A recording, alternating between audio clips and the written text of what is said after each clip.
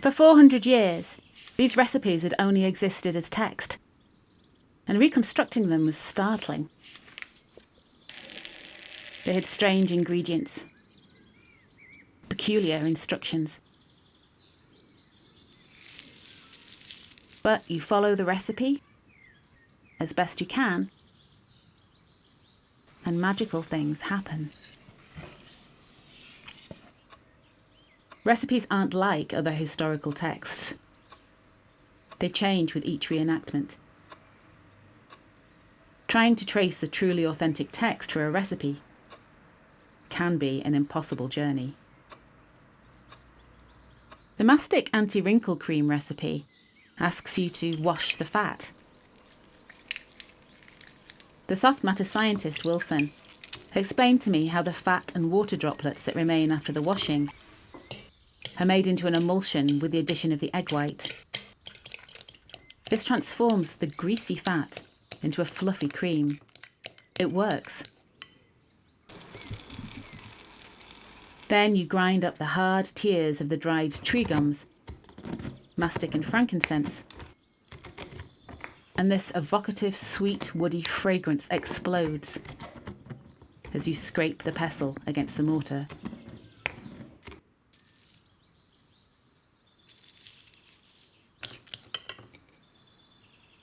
It's such a satisfying experience, making these recipes come alive again.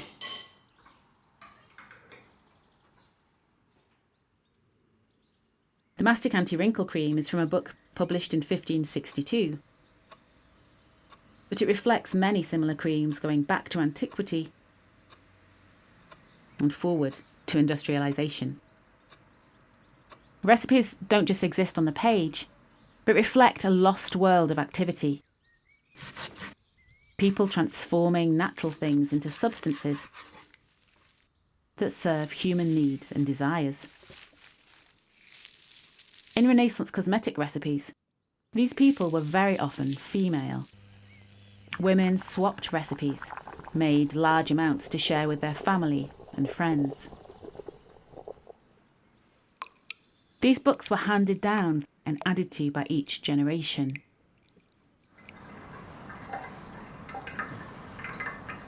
Many poorer women didn't know how to read and write, yet still made a living through their expertise in preparing all sorts of skincare, hair care and beautification treatments that they'd sell in their homes or hawk on the market squares of Renaissance Europe.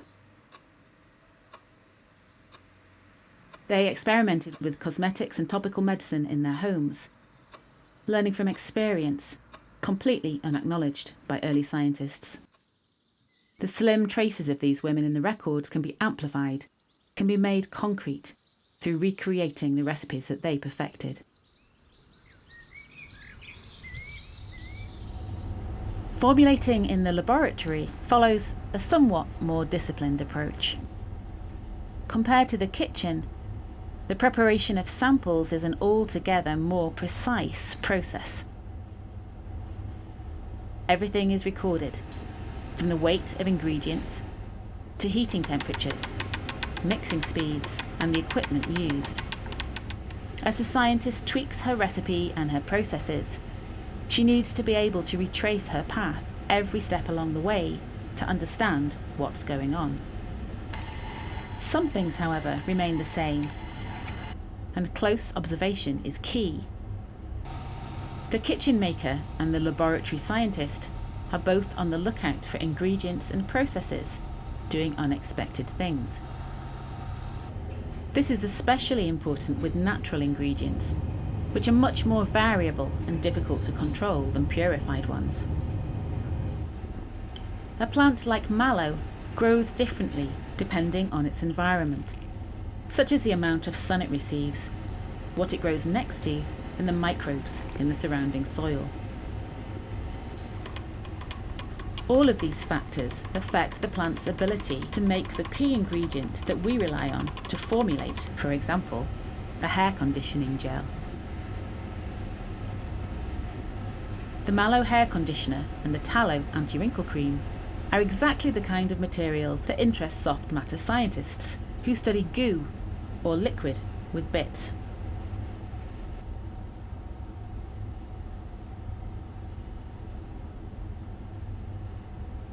These materials deform in strange and interesting ways. When a cream is rubbed into the skin, it seems to flow much like a liquid. But a dollop left undisturbed sits on the skin and retains its shape, much like a solid. It's fascinating the way goo deforms and flows under mechanical stress. Rheometers give soft matter scientists a way to measure how viscous a substance is.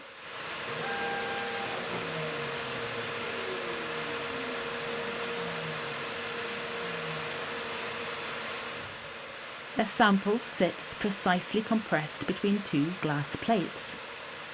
By rotating one plate, the yield stress can be measured. How hard does it have to be sheared before it stops behaving like a solid and starts flowing like a liquid?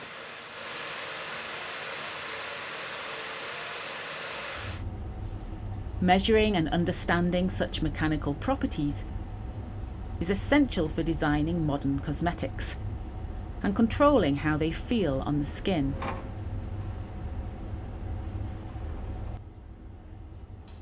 Reconstructing these 16th century skincare and hygiene recipes has allowed us to understand the sophistication of Renaissance women's intuitive understanding of material properties.